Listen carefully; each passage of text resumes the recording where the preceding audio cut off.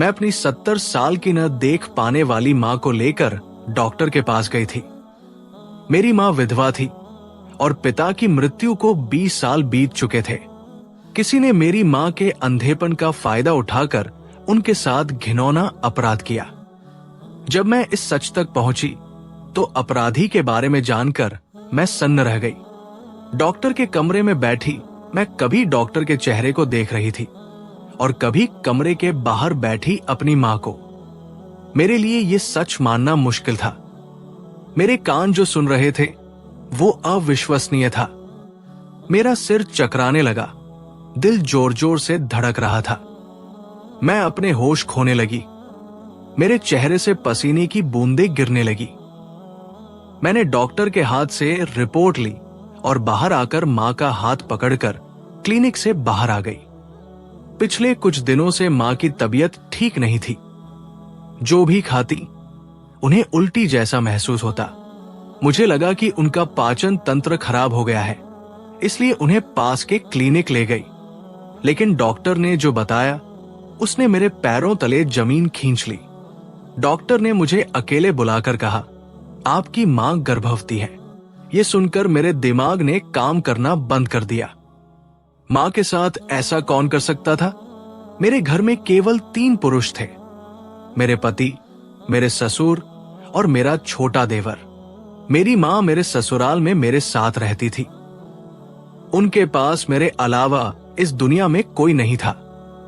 पिताजी के गुजरने के बाद उन्होंने मुझे बड़ी मुश्किलों से पाला और मेरी शादी करवाई। मेरे पति ने मेरी मां को घर में रखने की इजाजत दी थी। अब मेरे दिमाग में सिर्फ यही सवाल घूम रहा था, मेरी मां के साथ ये घिनौनी हरकत किसने की? मेरी मां पूरा दिन मेरे साथ रहती थी। जब मैं किचन में काम कर रही होती थी तो वो किचन में रखी टेबल पर बैठ जाती और मुझसे बातें करती रहती। पूरे दिन घर पर न मेरे पति होते थे और न ही मेरा देवर या ससुर। बस नमाज के वक्त वे मस्जिद चले जाते थे और कभी कभी बाहर अपने दोस्तों के साथ बैठकर रहते थे और रात को इशा के बाद ही वापस आते थे।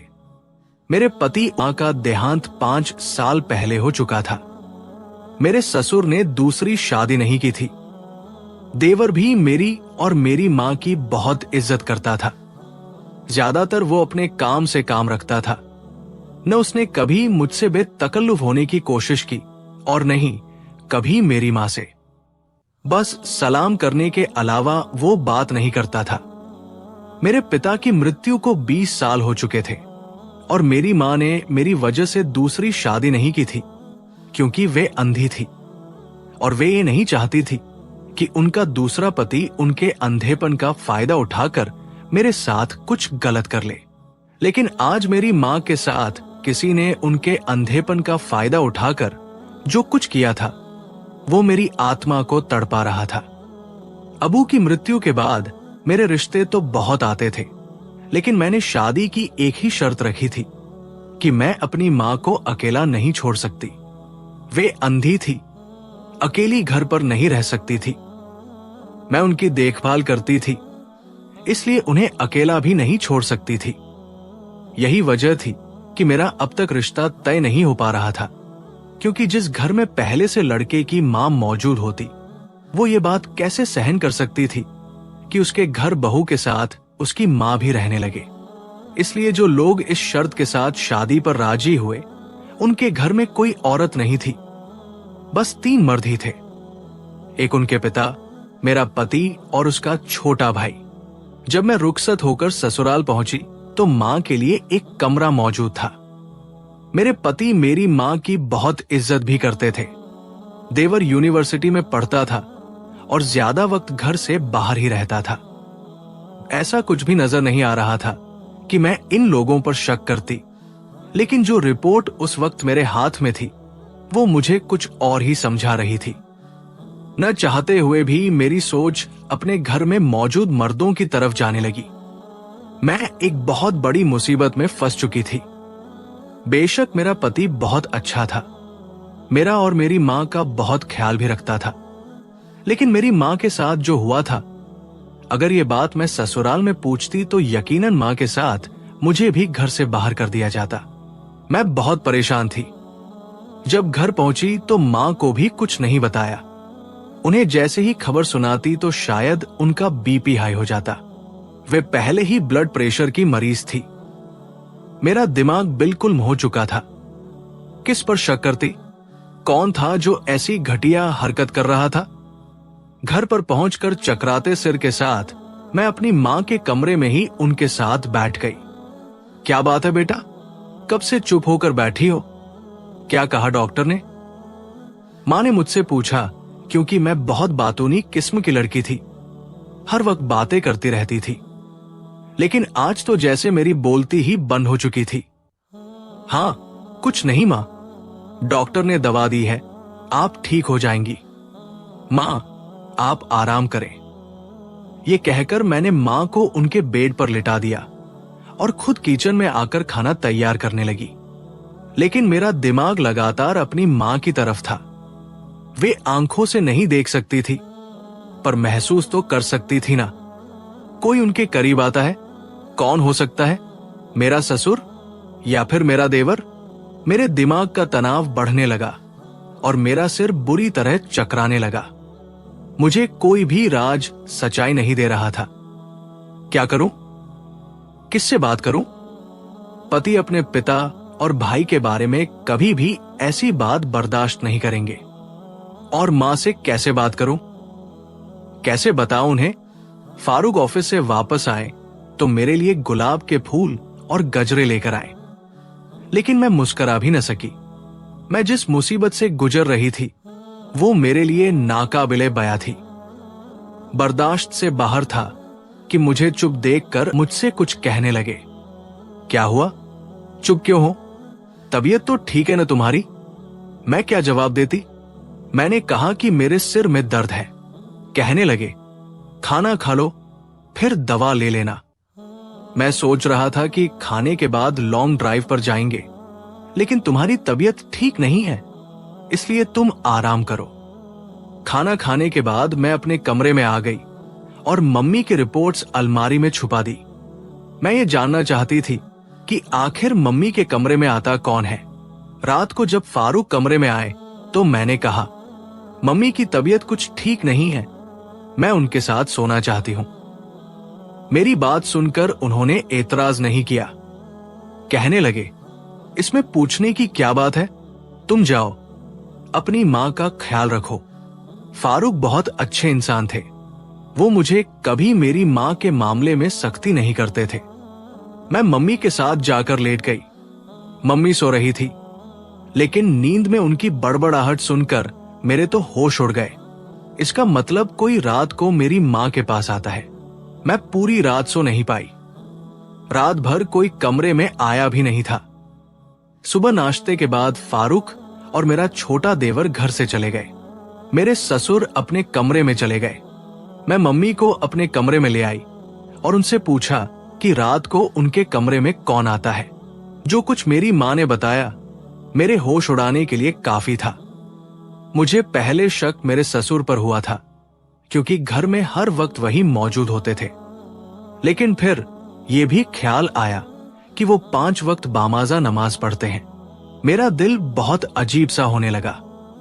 एक तरफ तो वो हर वक्त नमाज पढ़ते हैं कि बातें करते हैं, और दूसरी तरफ कभी मुझे अपने देवर पर शक होने लगता, जो रात तक जागता रहता था।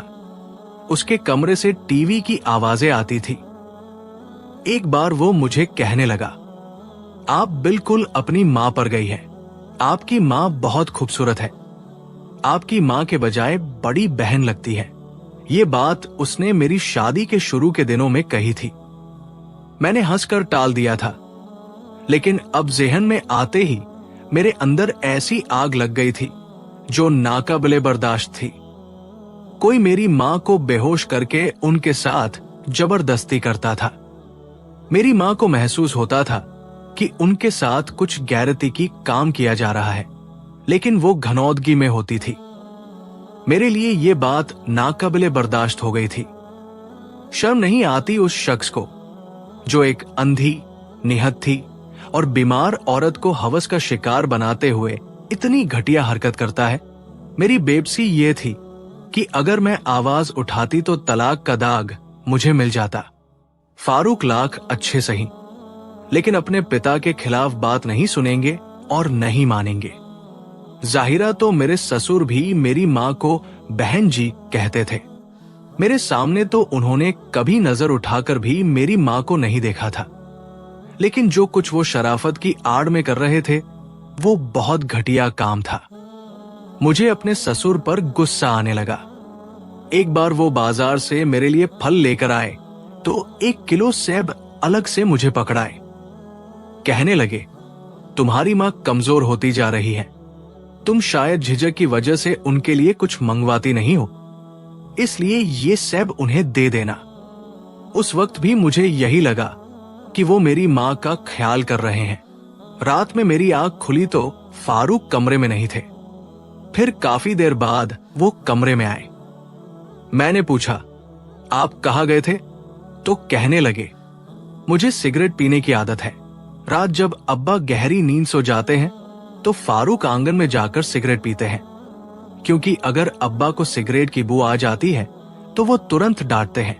मैं मुस्कुरा कर कहती कि वो आपके फायदे की ही बात करते हैं, लेकिन जो आम बातें हर घर में होती है, मुझे वो भी शक्की लगने लगी थी। मेरा दिमाग हर तरफ घूमने लगा था। मुझे किसी भी हालत में मुजरिम तक पहुंचना था। आखिर वो कौन था? मेरा ससुर, मेरा देवर या मेरा पति? ये सोच सोच कर मेरा दिमाग फटने लगा था, क्योंकि इस सब का असर मेरी शादीशुदा जिंदगी पर भी पड़ने वाला था और मुमकिन था कि मेरा घर भी बर्बाद हो जाता।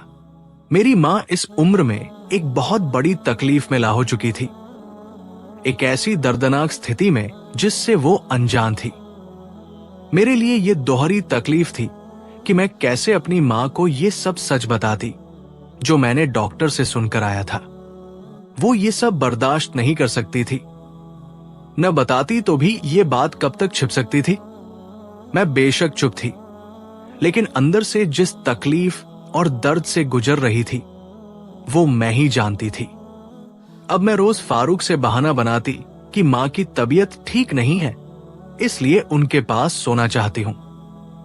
रात भर मुझे उस शख्स का इंतजार रहता जो मेरी मां को तकलीफ देने का कारण बन रहा था। कुछ दिन तो फारूक चुप रहे, लेकिन उसके बाद उन्होंने मुझसे कुछ कहना बंद कर दिया और मुझसे उखड़े उखड़े से रहने लगे।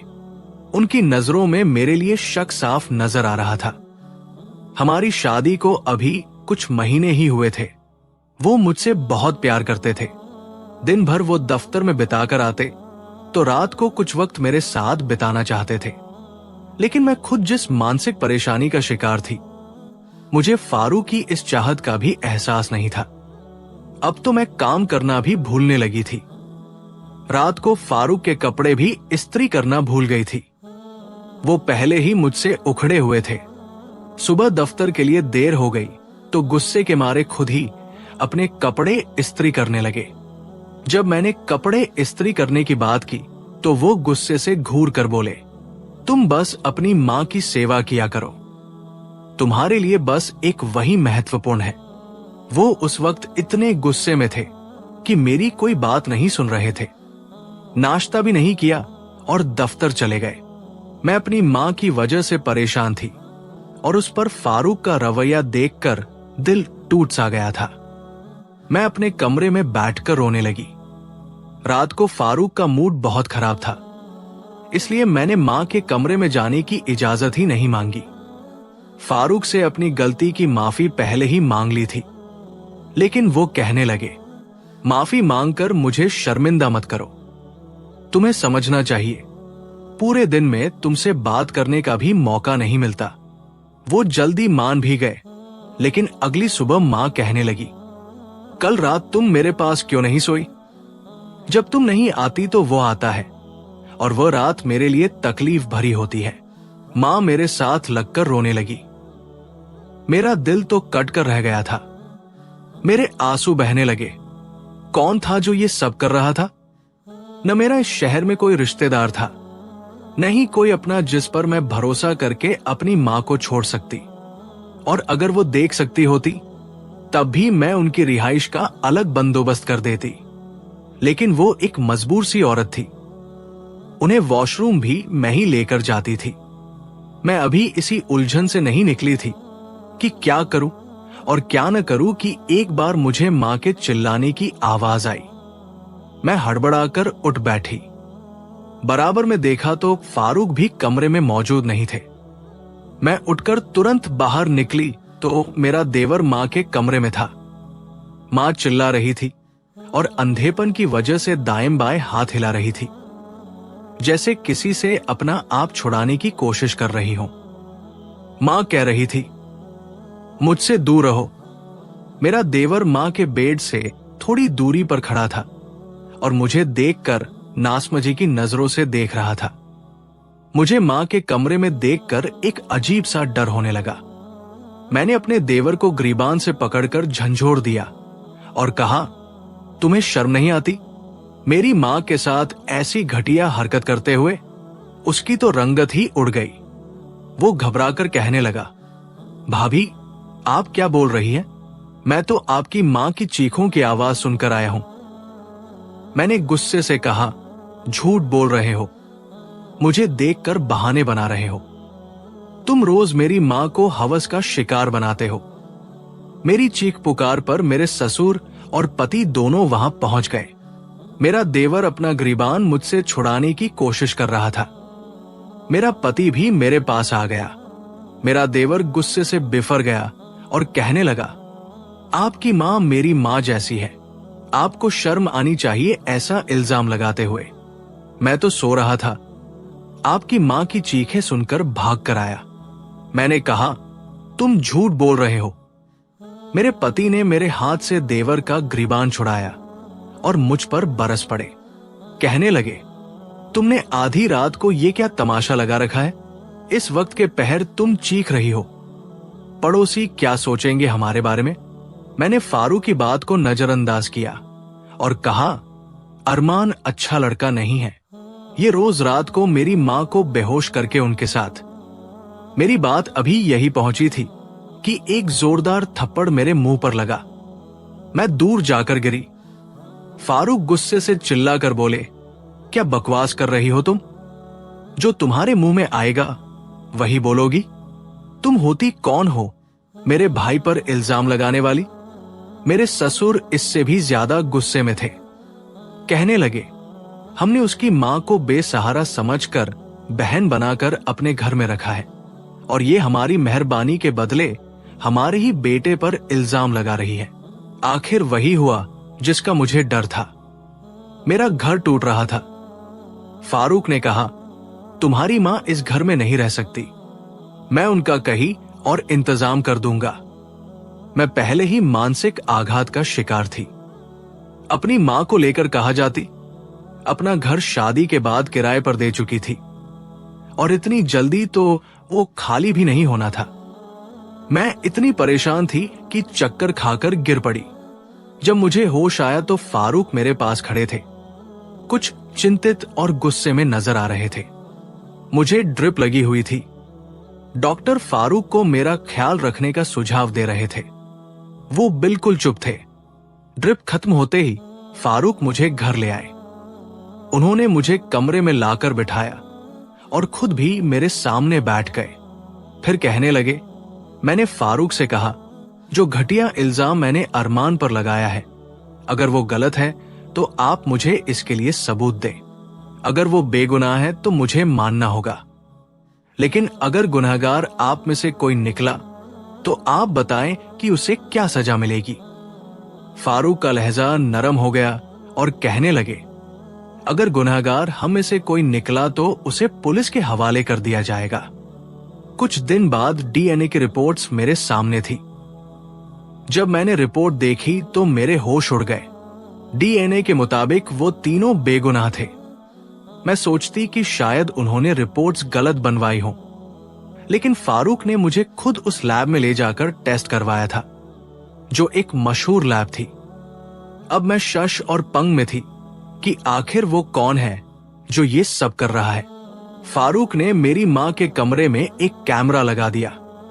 कुछ दिन बाद जैसे ही एक शख्स कमरे में दाखिल हुआ, फारूक ने तुरंत उसे पकड़ लिया। उसके चेहरे पर नकाब था। जब नकाब उतारा गया तो मैं हैरान रह गई। वो हमारी गली का एक फकीर था। अम्मी के कमरे की खिड़की पिछली गली में खुलती थी। वो फकीर वहां से अंदर आता था।